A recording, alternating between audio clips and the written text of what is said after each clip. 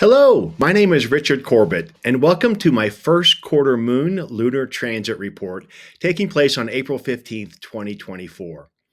Wow, we are 1 week in to this lunar cycle, and it is quite extraordinary. The number of significant astrological aspects taking place is quite unlike any other month this year. And so I really look forward to sharing what's happening as we move past this first quarter moon taking place on April 15th. But before I do that, I just want to go back to a week ago when we had the new moon total solar eclipse and remind us of some of the reasons that this is such a potent lunar month or month, which is actually where the word derives from. Let's take a look at that chart again from a week ago. Yeah, this is receiving a lot of astrological hype out there in the world, and for very good reason. For one, eclipses are always an interesting, striking astronomical event. I mean, if we go way back in ancient times, they were incredibly feared.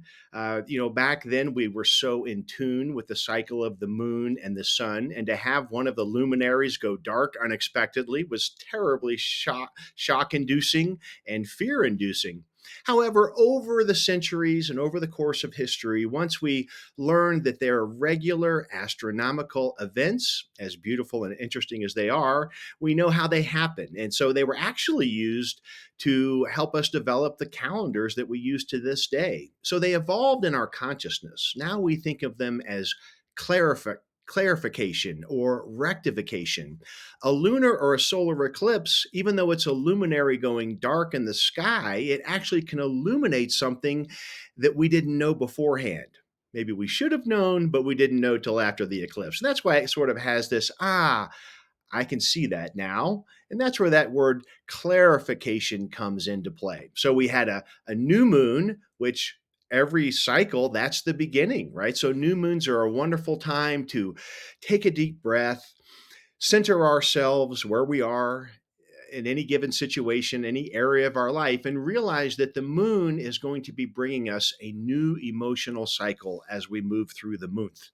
Now, at the time of the moon, it goes completely dark in the night sky. Yet on the other side of the moon, she is completely illuminated by the sun.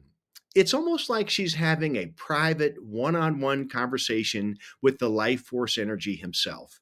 She's getting her new download in this conversation that she'll be sharing with us as she makes her next trip around the earth. So there are always important times to prepare for this new cycle. Of course, it was brought a lot of emphasis because it did happen to be a total solar eclipse, bringing this striking clarification, rectification sensation. And also, we had so many planets in Aries where this new moon took place, which is the first sign in the astrological wheel. It's the sign of self expression and confidence and ruled by Mars. Moving forward, we're going somewhere. So it had all that energy. We had Venus in Aries, the North Node, which I'll be coming back to. That's what caused the eclipse. Whenever we have a new moon or a full moon that's near the nodal axis, we get an eclipse. And of course, we also had Chiron, which was conjunct this new moon to the exact minute of the degree. Very precise conjunction of Chiron with the new moon solar eclipse. And so that's why we brought this idea forward of the wounded healer that Chiron represents. This mythology where we all have some wound, or the way I think of it is, we all have some fear, doubt, and insecurity. It's sort of just built into the human experience. But these are limitations that can really hold us back. So if we trace the roots of where we have fear, doubt, and insecurity back to their source, we often have to go back to difficult, often traumatic, and triggering experiences. It's a healing process, a cathartic process. And so this was very much the flavor of this new moon and the lunar cycle itself. So, what I'm saying is that these are incredibly supportive times to move past these perceived limitations. The myth of Chiron explains how we can take these deep pains that we've experienced somewhere, somehow, and actually alchemize them, and turn them into our gifts and talents that we can share with the world. So we are being offered this initiation into this higher sense of truth, inspiration, and a self healing process that can be shared out into the world as some of our greatest gifts and talents. So it's an incredibly potent, powerful eclipse that we had. And during the week, I'm just going to mention a couple of the other major astrological events that happened, and then we'll go ahead and jump into the first quarter moon, which is what this report is focused on. You can review more information about what I'm going to share right now in last week's report that I had. On April 10th, we had the sun move into gate 42. That is in the channel of maturation. It's gate 42 is called the gate of growth. It's like evolution and maturity over time through cycles. And so I think the life force energy all during this first week of this lunar cycle was offering its warmth and energy to realize that we are going through a growth spurt, if you will, a growth cycle, as we're offered this invitation into healing at the deepest sense of our core. Also on April 10th, Neptune moved into gate 25. So even though Neptune was not activating the channel of initiation on the chart you're looking at the actual new moon, 2 days later on April 10th, Neptune went into gate 25. And that's why we have the channel of initiation, because we have the North Node in gate 51 and also Chiron there as well. Mars also formed its conjunction with Saturn and Pisces in gate 63. I talked at length about this last week, but this idea that gate 63 and the channel of logic, the archetype of doubt, how our sense of logic, of what we think is logical or normal, is under a significant development, right? It may be something completely different after this initiation we're going through. So Saturn Mars meeting up with Saturn, really providing a reality check. Is this really what we consider logical and normal? And I think, this is happening in Pisces. And so it is going through this involution, evolution, watery world of Pisces, where it's all under review right now. We also had on April 10th, the moon was conjunct Jupiter and Uranus, who are forming their conjunction down in Taurus in gate 23 in the body graph. Now, as you look at the new moon chart here, still on the screen, that conjunction was very close, only a couple of degrees apart. So this is certainly part of the background frequency just building all the way till it makes its exact conjunction this coming week. I'm going to talk about on April 20th. So this energy is really building to its zenith here. And I'll talk more about that because it's so significant. I want to give it some more time. We also had the sun formed a conjunction with Mercury, which is moving retrograde. This was a very important aspect to this cycle. We have all these planets in Aries, Venus, the moon, the sun, Chiron, and here Mercury at the front of all those planets going the other direction, right? Moving in retrograde against the grain of the other planets. Whenever Mercury's in retrograde, this is where it's helpful to remember it's a time for reflection, review, re-examination, reanalyzing whatever is in front of us. Like it's a pause. And so even though we have a lot of Aries energy and we're being offered this initiation and to move into this higher sense of inspiration and truth, it's not all forward just yet. It's kind of like having the foot on the gas pedal and the brake at the same time. Mercury is saying, not so fast. And I think it's important to remember that if things are still feeling a little uneasy or unclear in that sense, that's the Mercury retrograde, which is very supportive to use that energy in very helpful, positive ways, which is really reflecting on what brought me to this point. If I'm feeling this energy, if this was resonating with you and you're feeling that there might be changes that you want to make within your life, that you want to really stand up and step forward with your own vision of your unique creative expression, well, this is the time for it. But that Mercury is saying, let's make sure we've got our ducks in a row. Let's analyze these things. And so that's in the background all the way till April 25th, when Mercury will move forward again. What's interesting to note is that Mercury retrograde goes all the way back to gate 51, line 1, where it will conjunct the nodal axis again before it moves forward. So, just really bringing emphasis to that gate 51, Neptune now in the 25. And so, this initiation is really if I was to give this lunar month a title, it would be the cycle of initiation.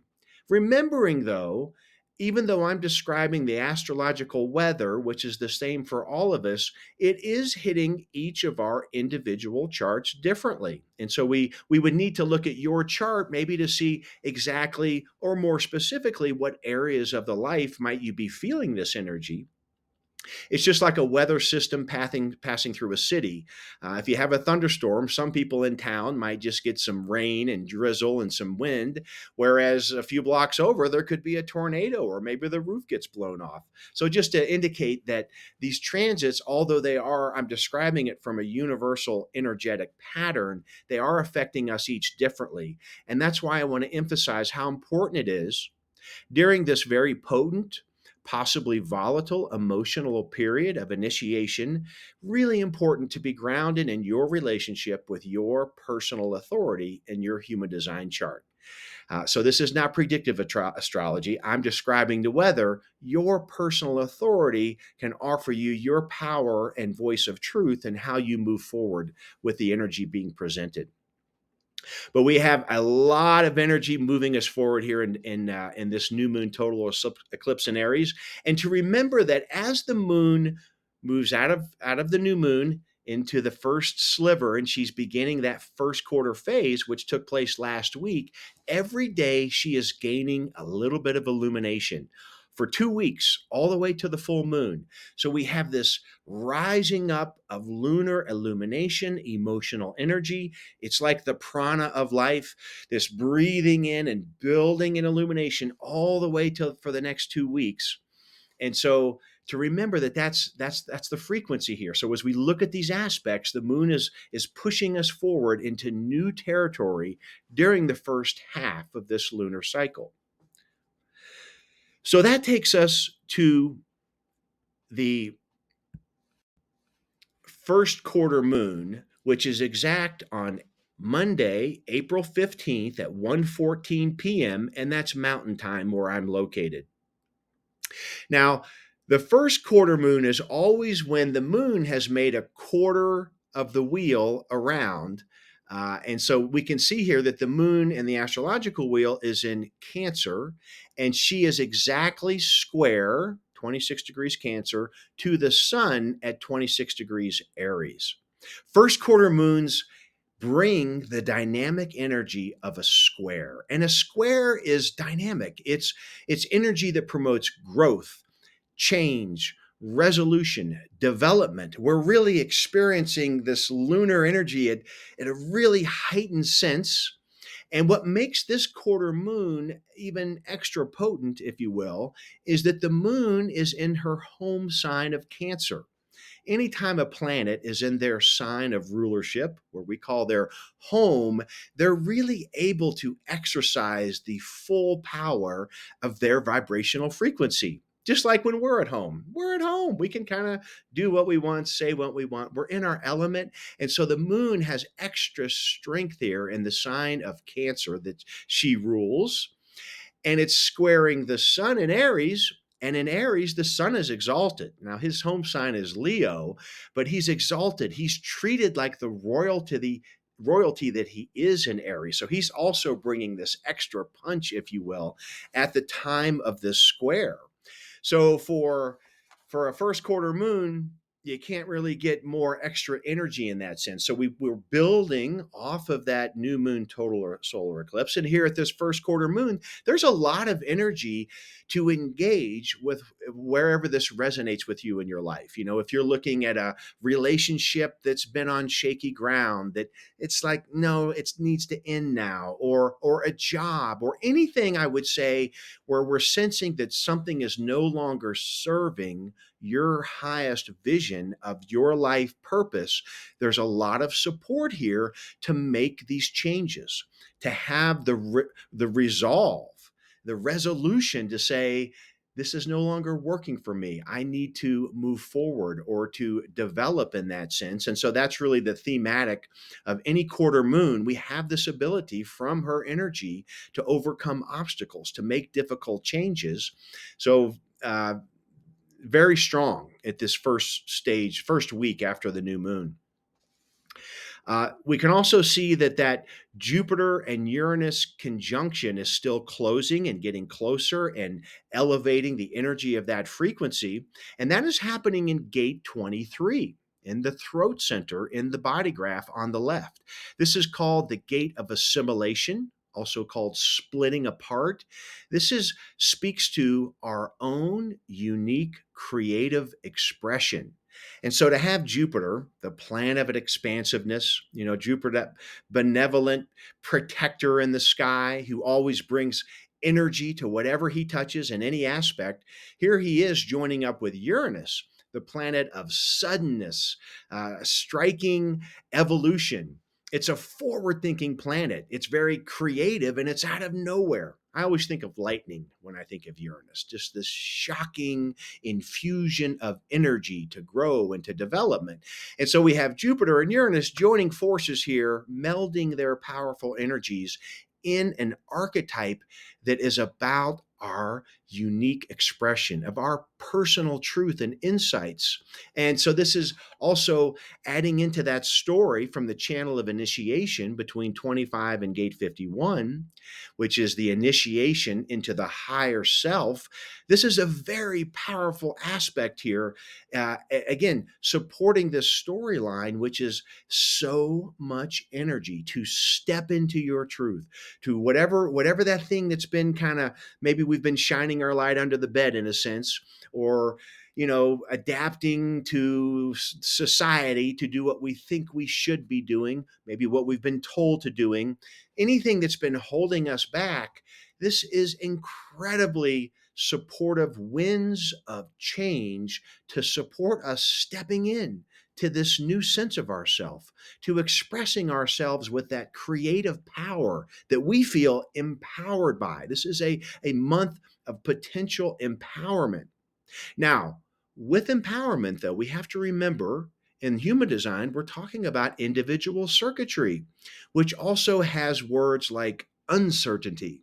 When we're talking about our individual nature, which is that really deep inner core of who we are, this unique expression that I'm referring to, getting that out is not always so easy. It brings a great degree of uncertainty.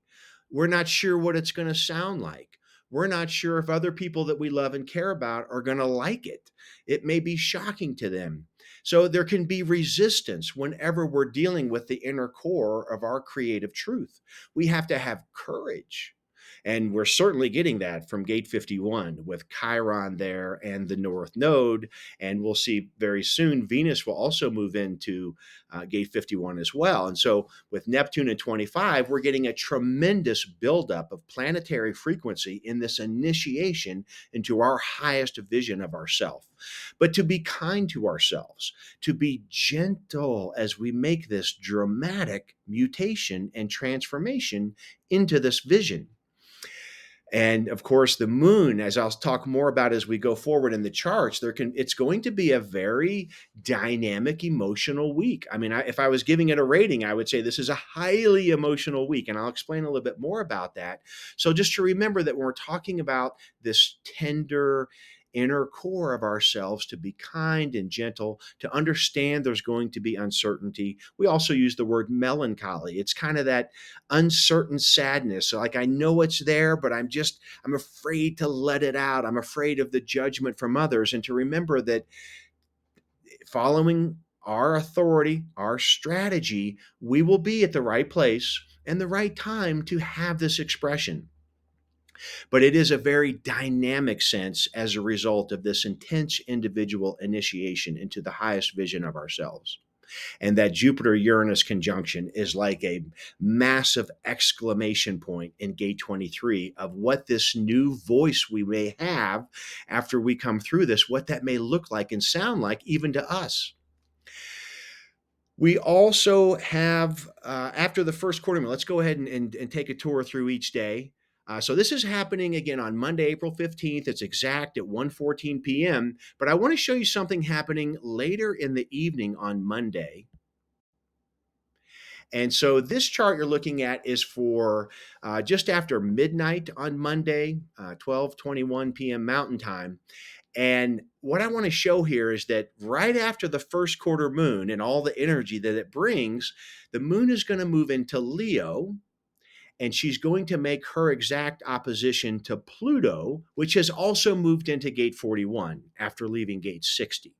Now, whenever we have the moon opposite Pluto, we're talking about the moon, which is our unconscious, inner, reflective, emotional side that drives us out into the experiences of the world, meeting up with Pluto, the planet of death, rebirth, and transformation.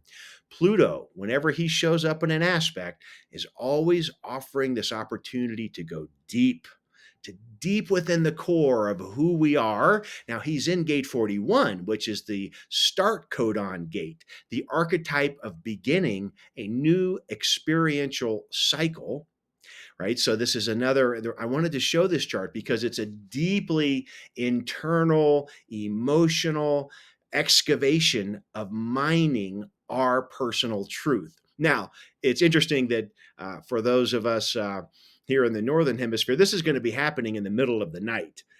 But still, while we're sleeping or dreaming, there could be some downloads here. And I say that because there's one other aspect I wanted to highlight at this exact Moon Pluto opposition. You'll see a purple line from the moon over to Mercury, which is conjunct Chiron. That purple aspect is called a septile, and we astrologers call it the most mystical aspect that there is. A septile brings this frequency where something can just come through from the other side. Sometimes it feels like synchronicity, like something just appeared at the perfect, unexpected moment.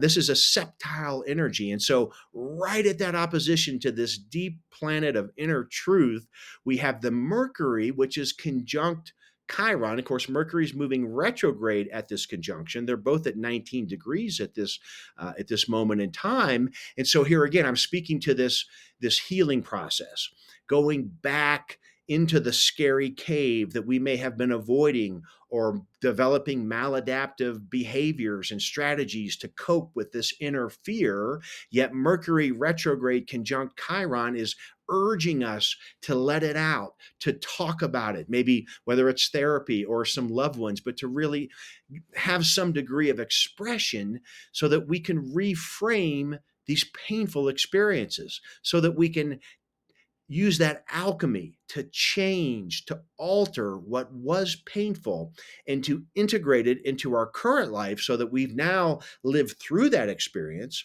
We've grown in depth and maturity, and we now may be able to use that experience to help others, to elevate our communities and whatever that may be. So, this moon opposite Pluto and that septile to the Chiron Mercury conjunction, very striking evening on Monday, April 15th. We may wake up.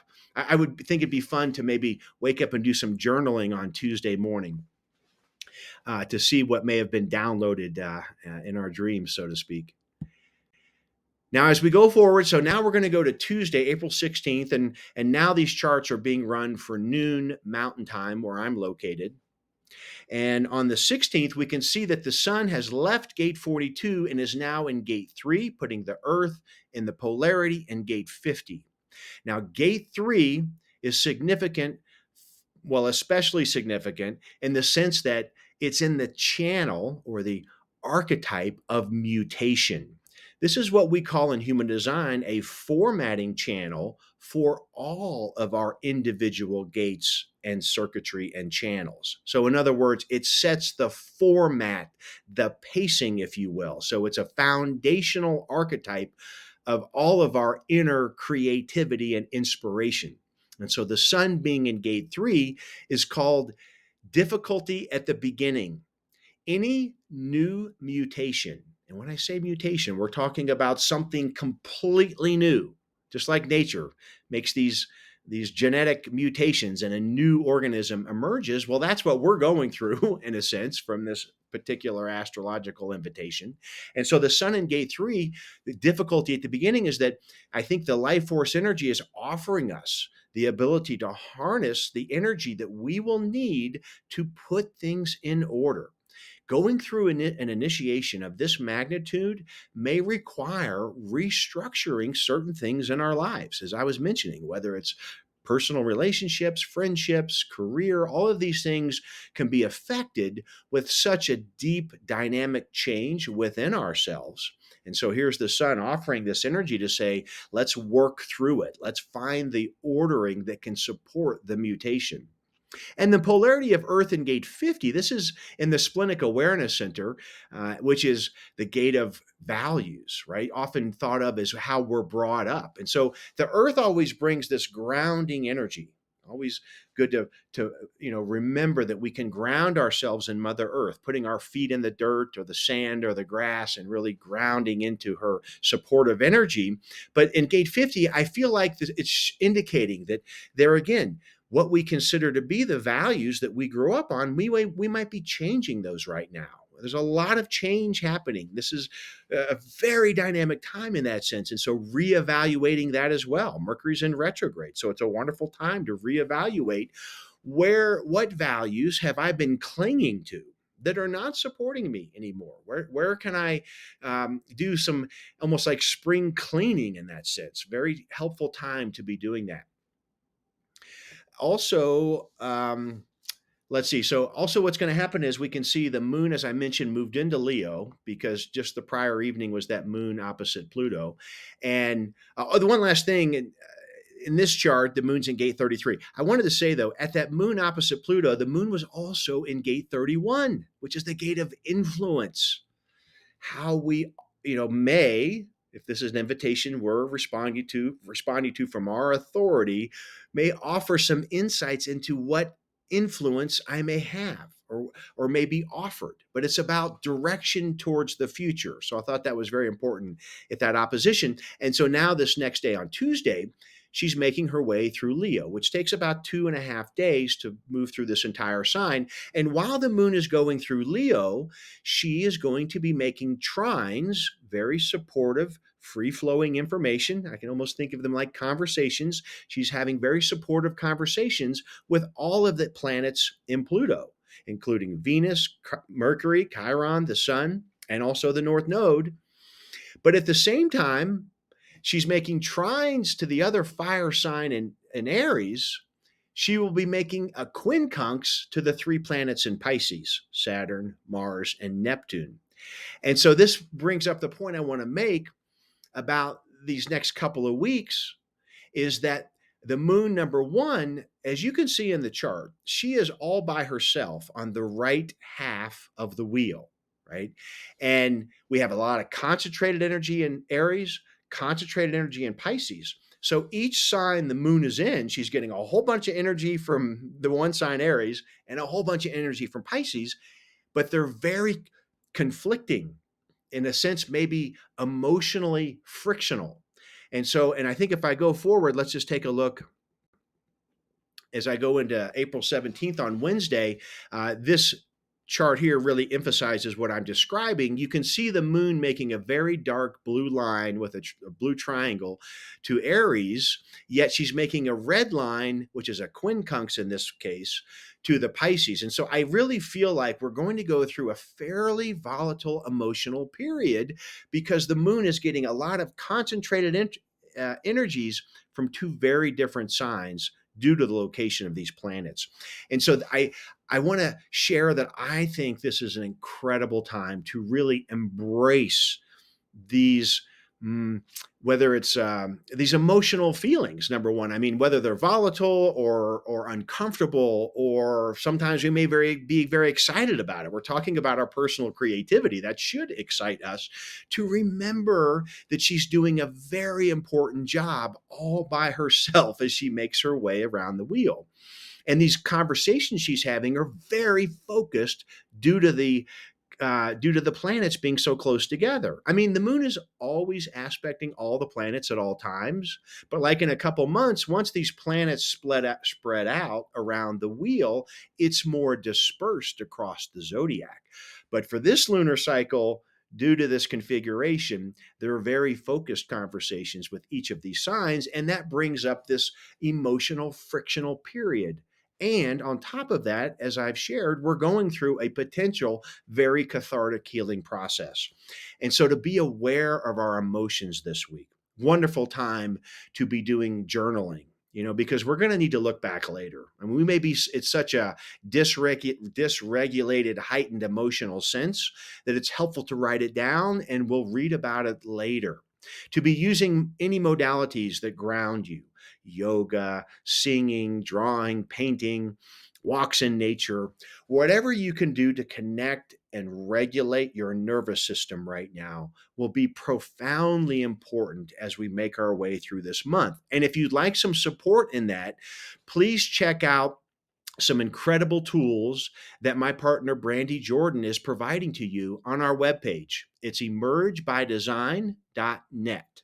Emergebydesign.net. And every week she is putting there a somatic toolbox to do exactly this. Some very supportive exercises to stay grounded right now. Because on the one hand, we have all these conflicting emotions of excitement, uncertainty, fear, insecurity. It's really all over the map. So we want to be able to express these emotions, to experience them within our body without causing challenges in our external reality. It's not about taking these emotions out on somebody else. It's not about blaming other people. It's about fully integrating into our truest sense of our unique power. So having these tools can be very supportive as we make our way through the month. Also, on the 17th, Venus moves into that gate 51 that I mentioned. So she'll be joining the North Node in 51 line 1. And so Venus, when we think of this lovely planet of harmony and balance and beauty and love, I always say Venus is basically what we want. This is when we look to Venus, this is what we want out of life. We all want these things.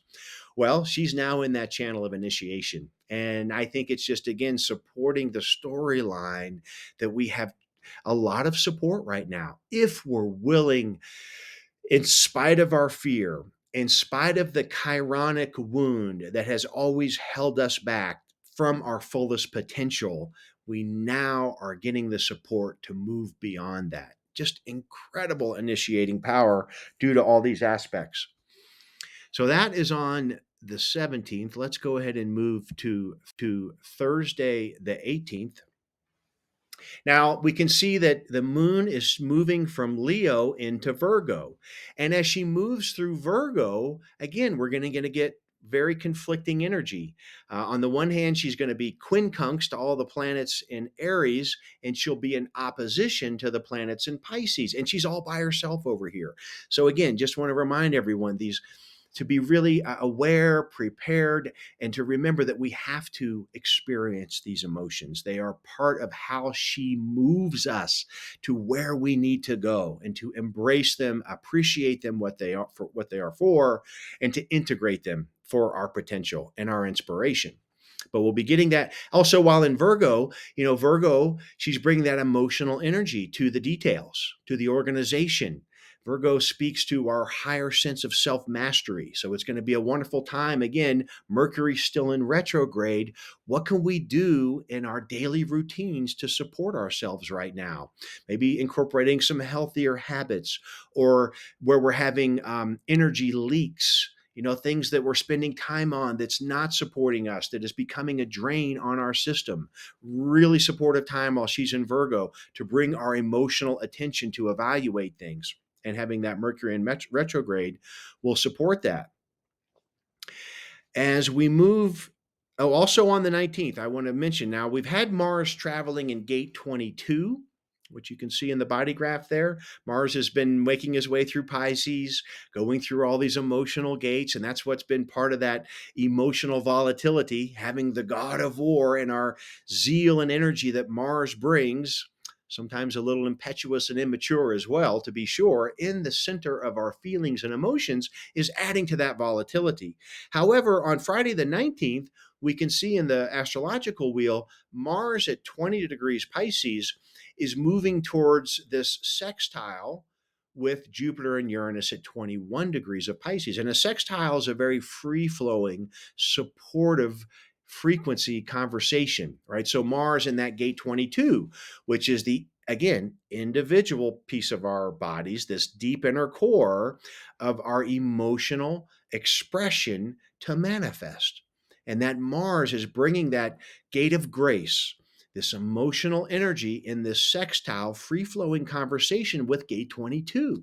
These two very powerful individual gates also tied into the Sun in gate 3 and all the planets that are in the channel of initiation. So, again, just a powerhouse of energy stimulating individual circuitry in our bodies. Very potent time. Now, as we move past the 18th, or I'm sorry, the 9th, that was the 18th there. Here on the 19th, you can see that sextile I was just talking about. It's actually on the 19th that there are both Mars and Jupiter and Uranus are at 21 degrees, forming that very strong sextile that I was just describing. And I apologize if I didn't have it on the right slide while I was talking to you, but just so you can visually see it there. Very potent emotional activations taking place right now.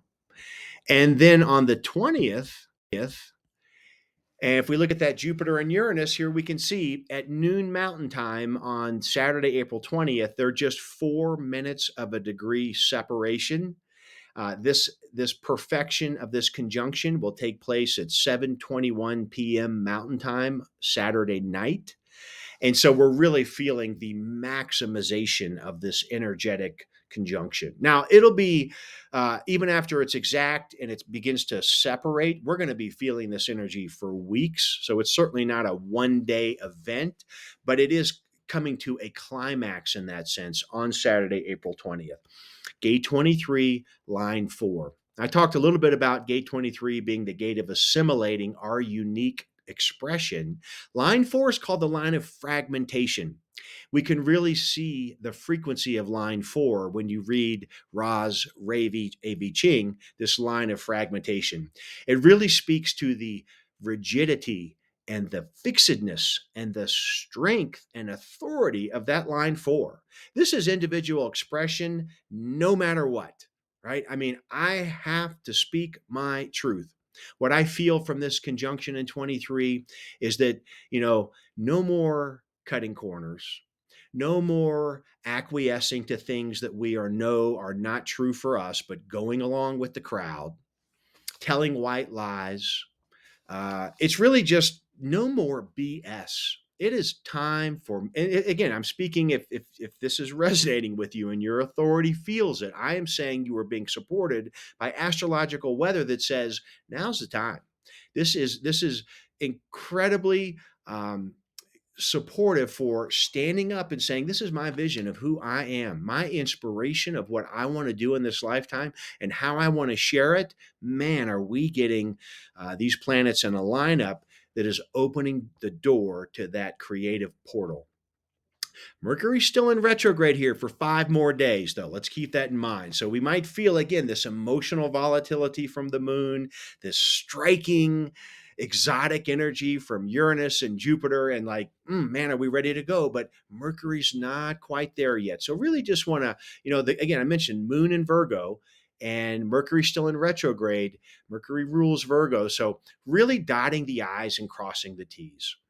I know as a manifesting generator, I can confess that I often skip steps. I mean, I just want to get to the next thing, add another project to the list. But boy, is it really a time to be pruning right now. I hope I've been portraying this image of this building embers of fire into our unique creative selves. But yet, this Mercury retrograde is such a critical aspect to be aware of, to recognize that it's not about just blasting forward without a plan or leaving people in the dust. We need to examine our communications, make sure we're letting people, whatever this means, this Mercury retrograde means that it's about checking out the details. So there's still a little bit of break here for Mercury, which will be changing soon enough. But just to recognize where this flow and push of energy, the moon is still moving towards the full moon. So every day it's increasing in that illumination and bringing that heightened sense of emotional power. So yeah, Jupiter Uranus conjunction. One of the biggest one of the biggest aspects of the entire year. And so again, just want to really encourage everyone to dig into the modalities where you're able to touch on your creativity. If you are experiencing the uncertainty I was speaking about earlier, if you're experiencing the fear, doubt, and insecurity, I encourage you to go to those creative outlets every day. Creativity is the kryptonite to fear.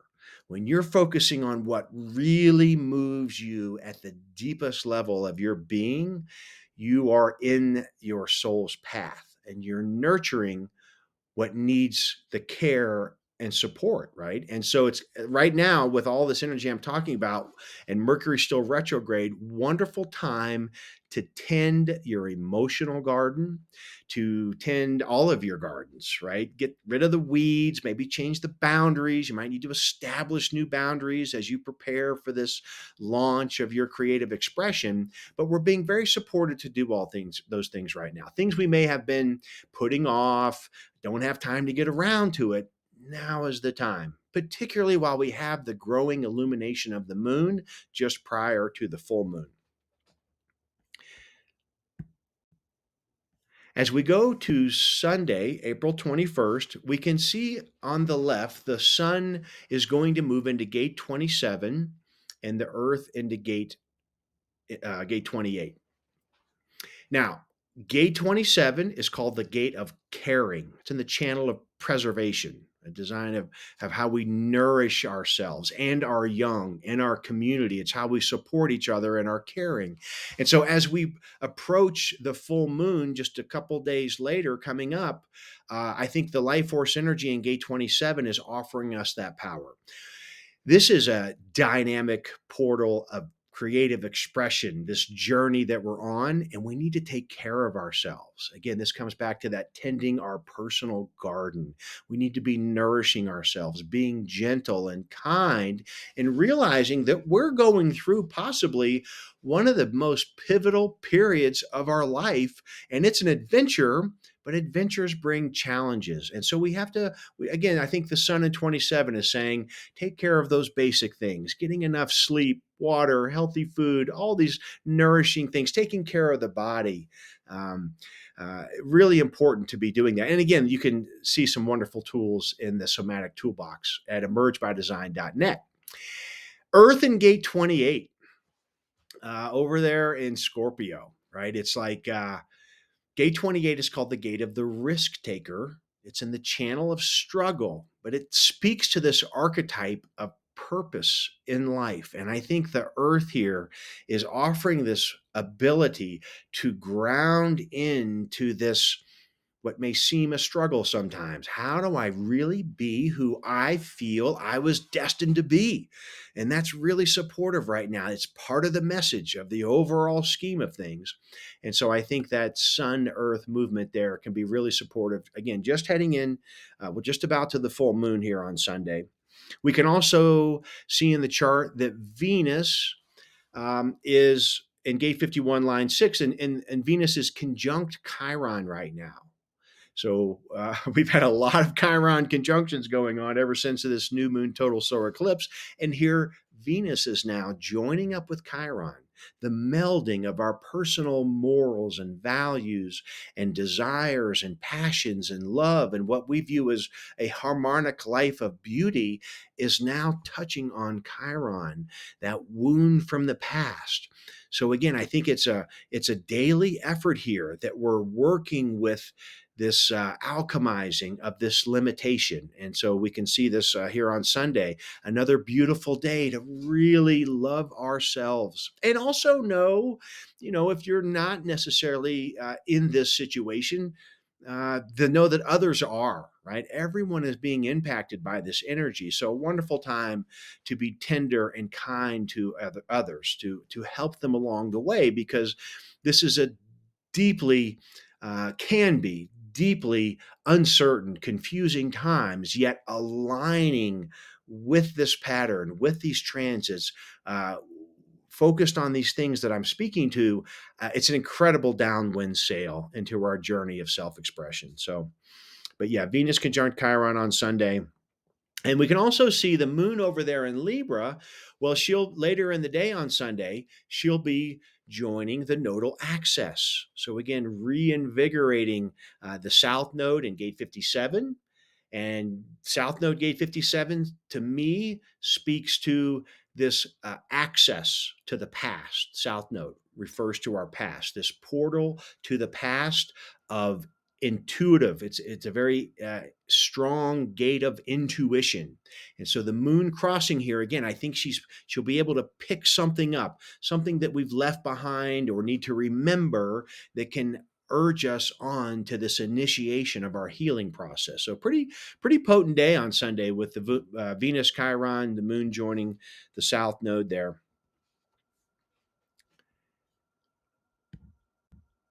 And that'll take us to Monday. And there again, we can see that the moon has just crossed the nodal axis, and she'll be moving to the full moon on Tuesday. And I didn't have anything I wanted to bring up on Monday, so let me just take it. We'll take a quick look at this full moon. This is where I will pick up my next transit report next week. Full moon in Scorpio. I mean, I think I've painted a picture that speaks to the depth and the power and the importance of this period of time. And so to have the potent new moon, total solar eclipse, we had the first quarter I was speaking towards with the moon in her home sign, and then shortly thereafter opposing Pluto. Well, when we get to the full moon, when she's at her zenith of illumination, it's sort of this peak period, right? She's gone all the way to full illumination, and once we pass the full moon, she'll be decreasing in illumination as we move back around the horn to the next new moon. In Scorpio, which is ruled by Pluto, right? So again, I think this full moon just has profound potential to really provide us this hidden truth of information that we need to pass through the portal of this initiation. And additionally, that Pluto in Aquarius, still in 41, where it was a minute ago, is in a T square to the full moon. So I'll say a lot more about this next week. As I mentioned at the very beginning, it's a month quite unlike any other. But I wish you all the encouragement and the support to really make the most of it. I mean, again, this is an opportunity here. We may not see one quite like it again. And so if it is hitting your chart and your heart and your spirit and your soul, now is the time. Whatever that thing that I've been speaking to that's resonating with you, this is the time to really sink our teeth into what does this highest version of my personal inspiration mean to me? Why is it important? What has happened in my past that's prevented me from moving in that direction previously, knowing that I have the winds of change at my back right now, and to take those most difficult first steps forward? And I think we're just going to be building from now until that full moon with that kind of energy. So thank you all so much for listening, and have a wonderful first quarter moon. I'll see you next week for the full moon. Bye for now.